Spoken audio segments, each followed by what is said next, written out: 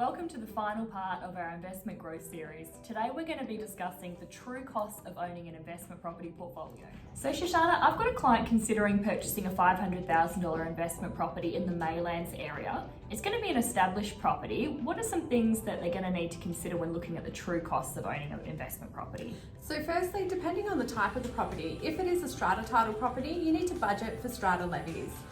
Strata levies will happen quarterly, and there also may be special levies which can be quite expensive depending on what works are going to be done. My recommendation if you're purchasing a strata property is to become part of the strata committee so that you can be hands-on and know what's going on. Next up, you need to budget for things like quarterly rates, council rates and water rates, and most importantly, insurance. So you need to make sure that you have the proper coverage for a rental property.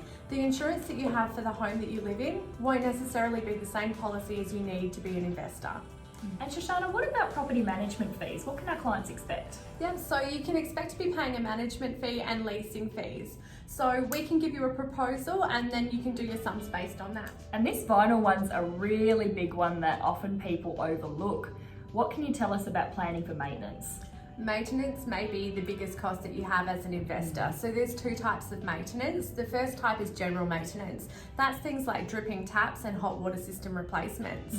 The second type is property improvements. So in order to maximize the return on your investment property, you need to always make sure that your property is in the best condition possible. So this may be things like repainting, replacing floor coverings, or replacing window treatments to make sure that your property is modern and attracts the right type of clientele. And Shashana, just as a final question, when should our clients actually be planning for these maintenance expenses? At Nourish Property, we inspect our clients' properties every quarter, and when we go through to do a routine inspection, we're looking for general maintenance, but we're also looking for possible improvements that we can do.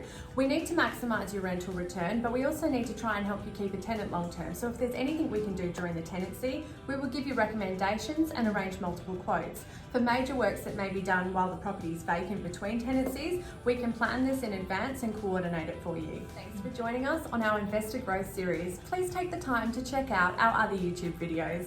And if you would like any support in property management or finance, please don't hesitate to get in touch with us.